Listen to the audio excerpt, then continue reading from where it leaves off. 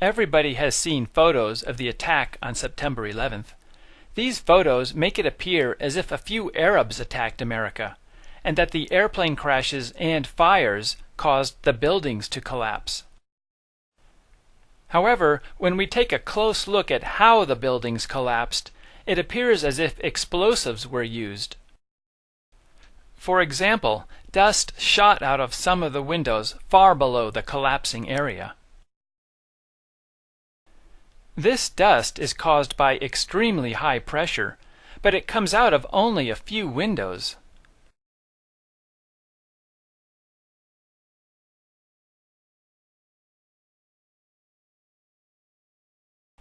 When we look closely at the area that is collapsing, we find dust shooting out of every window of the entire floor at the same time. The towers had a steel frame, so the only way they could collapse is if thousands of joints were broken. The towers collapsed in less than 10 seconds, which is an average of 10 floors every second.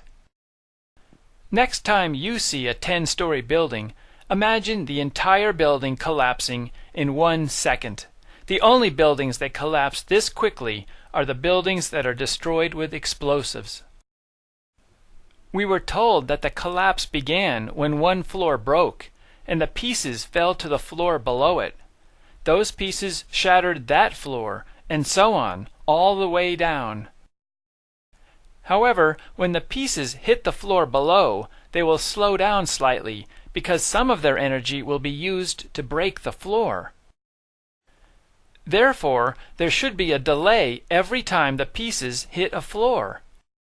The towers had 110 floors, so if it took 1 second for each floor to be crushed, that would be 110 seconds. However, the seismic data and video show that the North Tower collapsed in only 8.4 seconds. The collapse started at about the 94th floor.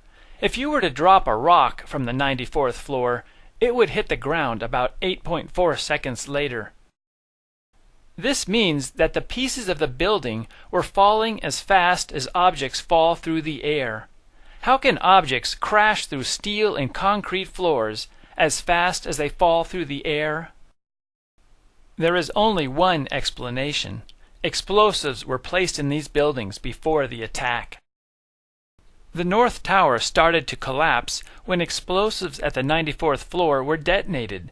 The explosives were timed so that the floors were shattered before the pieces contacted it. The pieces of the building fell in only 8.4 seconds because none of the pieces crashed into a floor. We were told that fire caused the towers to collapse, but no large building has ever collapsed from a fire. The 32-story building in Madrid, Spain, is a good example. The fire became so intense that it spread from one floor to the next, causing the building to look like a torch. This fire was much larger than the fire at the World Trade Center. The next morning there were still a few fires in the lower floors. Everything inside the building had been burned. Some sections of the building broke, and a few portions at the top of the building collapsed. However, the building remained standing, and it continued to support a large construction crane at the top. By comparison, the fire in the South Tower was so small that it never spread to the other side of the tower. We know that a few firemen made it up to the fire zone of the South Tower because they used their handheld radios to send reports about the fire. They said there were only a few areas with fire.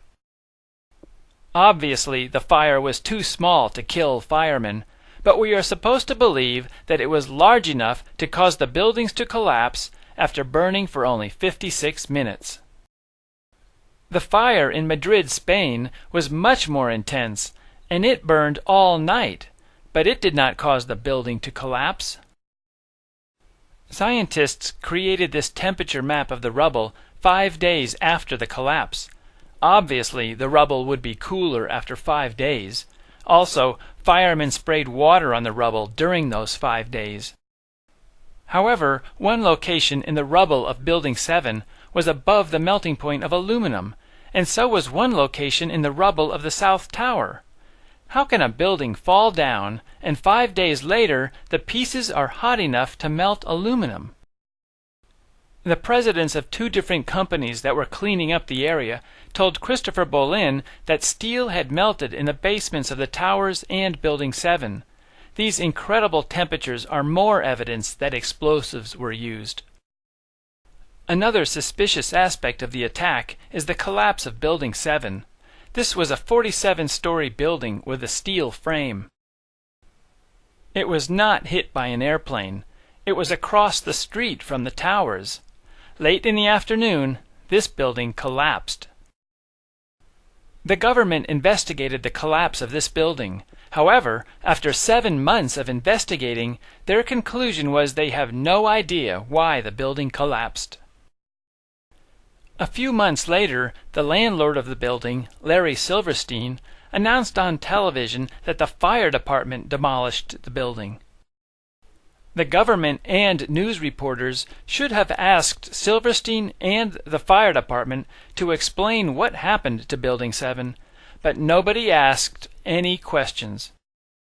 The collapse of Building 7 is identical to the collapse of buildings that are brought down with explosives. The explosives shatter the joints that hold the building together, and the building falls down at free fall speed.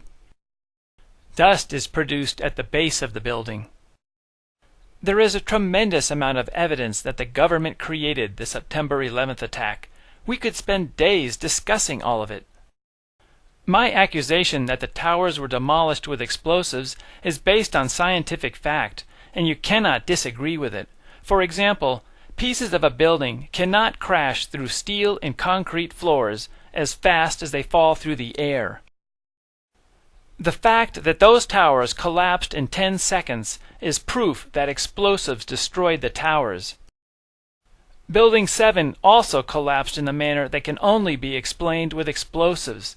This is why the government says they do not know why Building 7 collapsed. Anybody who looks at this evidence and continues to insist that fires caused the buildings to collapse is simply having a difficult time facing the possibility that a government could commit such a crime. Another reason it is difficult to believe the government created the September 11th attack is because none of the major news agencies are talking about it. Some reporters refuse to talk about explosives in the World Trade Center because they are afraid to expose the crimes of the American government. Another reason for the silence is that the television, magazines, and newspapers of America and Europe are controlled by a small number of people. These people prevent the reporters from talking about explosives in the World Trade Center. Instead of telling us about the explosives, they show lots of photos of Osama bin Laden. This creates anger towards Arabs, and it fools people into thinking that the Arabs are responsible for the attack. The news agencies are trying to manipulate emotions, not provide serious information. Most reporters ignore us when we talk about explosives in the towers. Occasionally, a magazine or television program tries to make us look like idiots. Already, 3 different television networks have criticized us. These television programs do not provide serious information to counteract our arguments. Instead, they use insults to make people laugh at us.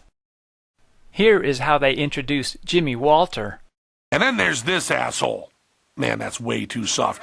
Let me try that again. And then there's this asshole!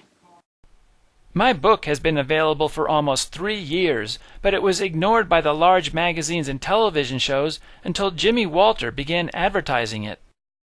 This is a portion of one of his full-page newspaper ads. Here is how Penn and Teller describe my book. He wrote a book called Painful Questions, an analysis of the September 11th attack. We show you the cover because if you ever see anyone carrying it, push them down a flight of stairs.